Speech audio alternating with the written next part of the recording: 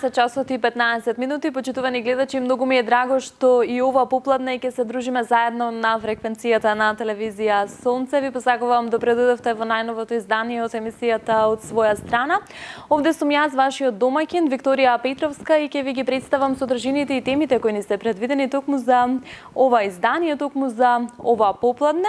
Имено ќе разговарам со магистар Бојан Богдановски, специјалист логопед, кој што во повеќе наврати беше дел од емисијата од своја страна, меѓутоа денес нешто повеќе за неговото најново стручно дело, неговиот најнов труд, па пред да преминеме на главната тема, на главните содржини, јас ќе му посакам едно топло добредете токму на Бојан. Ти благодарам што ја прифати повторно мојата покана да бидеш дел од своја страна.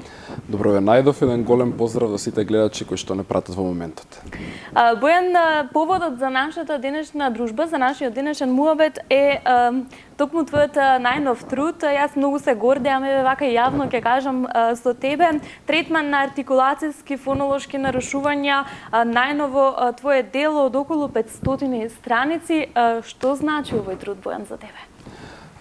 Пред се значи за мене еден голем успех и може би ќе звучи до некаде и себично, но пред се оваа книга дојдов до идеја да напишам пред се за себе, бидејќи во Македонија нема генерално логопедска литература, стручна литература, каде што ние можеме да најдеме третман на македонски јазик. До сега студенти сме учеле од литература на англиски, српски, хрватски и така натаму странски јазици. Па затоа она нешто ми требаше во секојдневната пракса, веќе не можев да талкам и да го барам по интернет, да го барам во странски книги, се решив тоа да го заробам во една моја книга на македонски јазик, која верувам дека ќе служи на многу идни генерации логопеди. Ова е некои 500 страници, не е малку материјал, не е малку собиран материјал. Кажи ми, Бојан, колку време се работеше на ова? Ете, првичната идеја може би дека кај нас нема доволно литература за логопедијата како наука. Колку време работеше на сето ова? Колку требаше да вложиш за сето ова да излезе еве вака? Кој се беше вклучен можеби во тој процес, бидејќи знаеме дека не е возможно само ова да го сработиш? Па пред да почнам да пишувам, мислев дека издавањето на книги во глобала е на лесна работа, односно ќе седнеме во Word и скуцаме после тоа. Да, ќе се испечати, но во глобала тоа е еден, може да се каже, доста макотрпен процес. Пред се пишувањето на самиот труд траеше некоја си година и пол-две.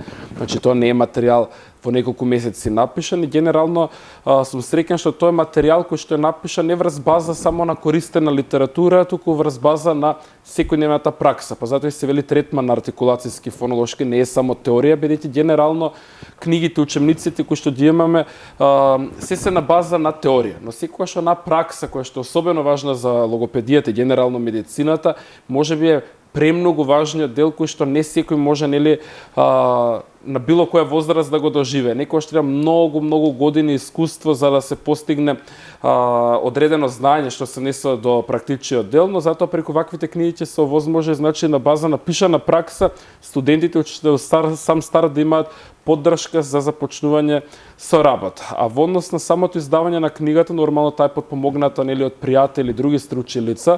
Како главен уредник и издавач на оваа книга се наоѓам јас. Тука куќата која што стои како издавачка, односно која печаташе оваа книга е студентски сервис, па затоа и книгата ќе може да се купи, односно се набави на филозофскиот факултет во студентскиот сервис при Институтот за специјална едукација и рехабилитација или постаро дефектологија. Рецензенти беа доцент доктор Весна Лазаровска од Заводот за слух, говор и глас, Викторија Силјановска, која е исто така клинички логопед специјалист, и доктор Олга Јотовска, која што може би еден од најпознатите педијатри во нашата држава, додека пак фирмата Fluffy Design се погрижи за да се добие овој прекрасен дизајн нели на книгата. Така и се да биде како што треба. Да, и секако би ги спомнал оваа прилика нели спонзорите, односно помагателите на овој проект, тоа беа Музеот на град Скопје, кој што нели помогна многу во реализирањето на овој проект, и секако Helium Nova сервис со господинот Зоран Јакимовски, кој што стварно еден прекрасен човек кој што помогна во реализацијата. Одлично, сега е често за целиот тој процес и еве за ова дело, меѓутоа ајде малку повеќе артикулацијски и фонолошки нарушувања, пред се за кого е наменета книгата? Книгата пред се е наменета за сите студенти по логопедија, сите студенти по дефектологија, сите колеги логопеди и дефектолози, родителите на децата кои што имаат артикулацијски фонолошки нарушувања и за сите оние кои што сакаат нели да научат нешто повеќе врска со оваа проблематика. А во однос на тоа што ме прашавте каде може да најде оваа книга примена, значи книгата може да најде примена во третманот на сите артикулацијски фонолошки нарушувања. За да биде појасно за гледачите, понародно тоа да го објасниме. Сите сме сведоци дека постојат деца од најмала возраст кои што имаат неправилен изговор на гласот Р, на гласот С, често се на исмевање од страна на околината, па затоа сме сведоци дека се почесто има врсничко насилство, односно булинг, па затоа сметаме дека треба гласно да се зборува за таа проблематика, нели не е само аутизмот, развојната дисфазија, дислексијата и така натаму проблем, туку е исто така еден голем проблем кој што им представува пречка на многу лица. И тоа е голема бројка, значи на маса сите можеме. Се охрабруваат ли се почесто да ги донесат дечињата, можеби родителите да побараат помош, да побараат третман, еве можеби да си ја побараат и книгата, овде има повеќе вежби кои што нели и самите родители можат да ги практикуваат со децата дома. Во глобала до пред неколку години може да се каже дека логопедијата е гранка во Македонија од која што луѓето се сраме исто како од психолог, психијатар и така натаму. Но сепак со подигнувањето на јавната свест за логопедијата, се поголем број на родители, чим забележа дека нешто не е во ред со развојот на нивното дете, веднаш се консултираат со логопед или пак со дефектолог, а од друга страна многу ми е драго што веќе возрастните лица кои што во детството може да се каже биле испуштени од логопедскиот третман за корекција на гласовите, како и за пример пелтечење, дислексија и така натаму, се јавуваат бидејќи гледаат дека постои во Македонија стручна помош и може да се обратат за тоа.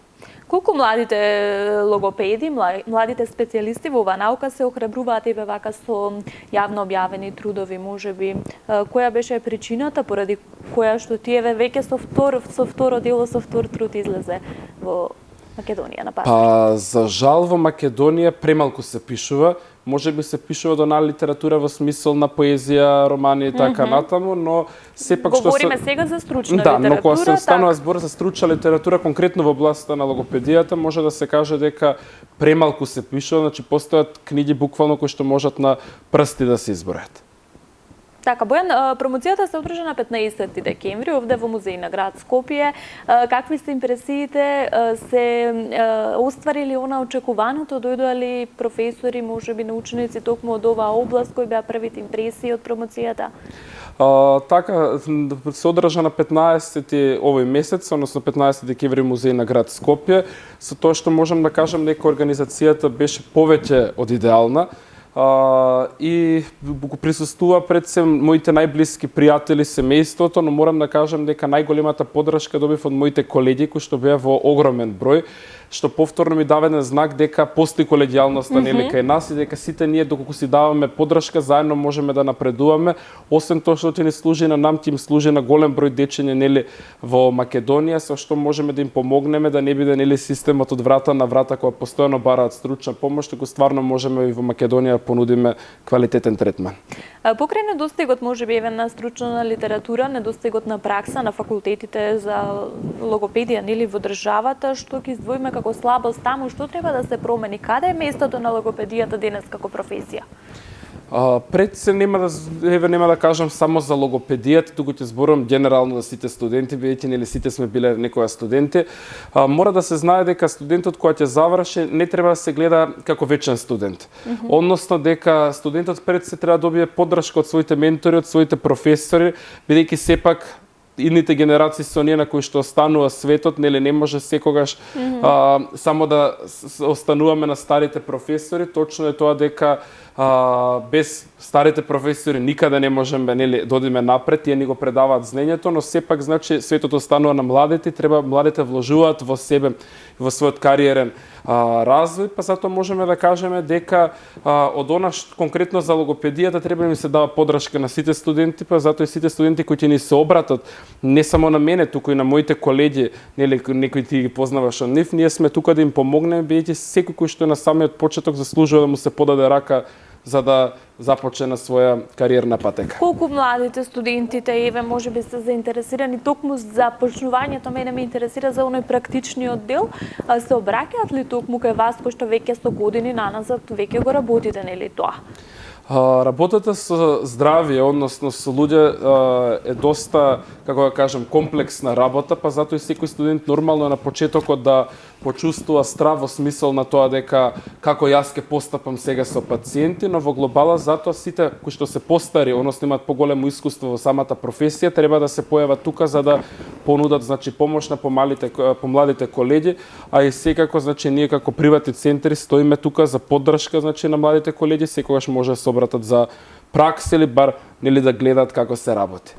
Токму така, Бојан, ова е твое второ дело, второ јавно објавено дело, втор труд. Првото беше приречник за логомоторика, фина и груба моторика, чинам, издадено минатата година, за кое што се одржа исто така промоција со твојата колешка Викторија Силјановска. Како помина одзивот на тој приречник, ме интересира каква е заинтересираноста, се барали уште прирачникот, колку се задоволни оние кои што го набавија веќе прирачникот? Во глобала прирачникот ми даде мотив за да издадам оваа втора книга, бидејќи генерално велиме дека во Македонија книжевноста и литературата се на многу ниско ниво, но јас можам да кажам и ви ти си сведок за тоа, дека голем број луѓе се повеќе купуваат книги, најразлична литература, сакаат да се надоградуваат и драго ми е што прирачникот допре не само до студентите и до стручните лица, туку во голема бројка допре и до сите родители на деца кои што имаат потешкотии во развојот. Им беше од голема помош, ми испраќа буквално видеа на Вибер, на Инстаграм, како тие работат со своите деца, како се бележат напредоци кај нивните деца. Во однос на самиот прирачник, интересот се уште е голем, а на моје големо задоволство сега и на колегите Стојанка и Викторија дека целиот тираж се распродаде, па така да се надам дека ќе има и второ издание од истиот. Така, исто така и јас се надевам, посакувам второ издание, бидејќи навистина ова е литература која што е потребна. Бојан кажа дека на самиот почеток на интервјуто дека можеби мотивација се твоите пациенти. Кој ти е поддршка, кој ти е најголемиот ветер во грб можеби во сето ова кое што го правиш? Освен пациентите кои што се твоја најголема мотивација и кои што те мотивираат да ги создаваш овие дела. Па знаете како викаат во глобала, секоја позитивна промена започна на самите себе си, па така и во овој случај, секогаш најголемата поддршка треба да бидеме сами на себе, а потоа секогаш моето семејство тука зад мене, но сепак мора да ги спомнеме колегите кои што секогаш треба да дадат максимална поддршка и убаво е кога на своето работно место не се чувствувате како на работа, туку се чувствувате како дома и кога гледате дека колегите ви се повеќе пријатели отколку колеги, во секој мал успех тие не гледаат како суета, односно гледаат како поддршка и гордост кај својот пријател, односно колега дека напредува и кога сите ние заедно растеме, тога се најдобри резултатите. Така, резултатите се најдобри и сме можеби инспирација еден за друг. Како млад човек, како ги балансираш работите помеѓу приватното и помеѓу ова професионалното? Кој е балансот за успех? Балансот за успех може да се каже дека се позитивните мисли, односно колку повеќе работиме на себе си, толку повеќе се остваруваме на секое поле. Секако, јас секогаш стојам за тоа дека приватниот живот не смее да трпи поради професијата и обратно, професијата не смее да трпи поради приватниот живот, па затоа можам да кажам дека можеби идеално се посветувам на сите сегменти во животот, така да за сега бар уживам на себе, верувам дека ќе биде. Да, дефинитивно си на вистинскиот пат, делата говорат за резултатите и за се она кое што го правиш. Пред да кажеме каде можеме да ја набавиме оваа книга, оваа стручна литература, јас ќе да запрашам што да очекуваме следно од тебе. Еве, ајде, можеби веќе и брзо да му дадеме внимание малку на овој труд, меѓутоа што е следно од логопед Бојан? Па што е следно логопед Бојан? Секогаш постои желбата за да се надоградуваме во самата професија и секако да помагаме на голем број дечиња. За жал се повеќе има деца кои што имаат проблеми во нивниот, односно потешкоти во нивниот развој. Ќе се пишуваат голем број на дела, голем број на трудови, верувам дека ќе се одржуваат голем број настани како фирма кои што ги одржуваме, каде што можеме да направиме едукација за студентите, за родителите и така натаму. Можеме да кажеме дека ќе се потрудиме и логопедијата на највисоко ниво да ја дигнеме во нашата држава, бидејќи тоа го заслужува. Така, ајде каде можеме се да го најдеме трудот третман на артикулацијски и фонолошки нарушувања, каде може да си го набават гледачите кои што може би ќе се заинтересираат, ќе им биде од потреба, од значење ова дело? Книгата ќе може да се набави во студентскиот сервис при Филозофскиот факултет на Институтот за дефектологија, секако ќе може да се купи во сите центри на фирмата Гаспар, Центар за психофизичко здравје, и сметам дека овој труд секој него што ја купите му служи во голема мера конкретно за третманот на артикулацијските и фонолошките нарушувања, бидејќи може да се каже дека речиси целата пракса е пишана во еден труд. Така, ќе ти честитам овде, како за овој труд, така и за се што работиш достека, за се што имаш постигнато и ти посакувам уште многу успеси и уште многу наши вакви средби со кои што ќе ги одбележуваме твоите успеси. Телевизија Сонце секогаш ќе биде во твоја поддршка. Ви благодарам и вамите на Телевизија Сонце. Така е, почитувани гледачи, а јас ви благодарам вам токму на вниманието и за ова уште едно ново издание од емисијата од своја страна, како што кажа и логопед Бојан Богдановски, книгата, односно стручното дело третман на артикулацијски и фонолошки нарушувања можете да си ја набавите, односно да го исконтактирате токму авторот, кој што е секогаш достапен на социјалните мрежи како логопед Бојан Богдановски. Јас овде уште еднаш ќе ви се заблагодарам за вашето внимание, ќе посакам да се видиме за 7 дена. Останете поздравени.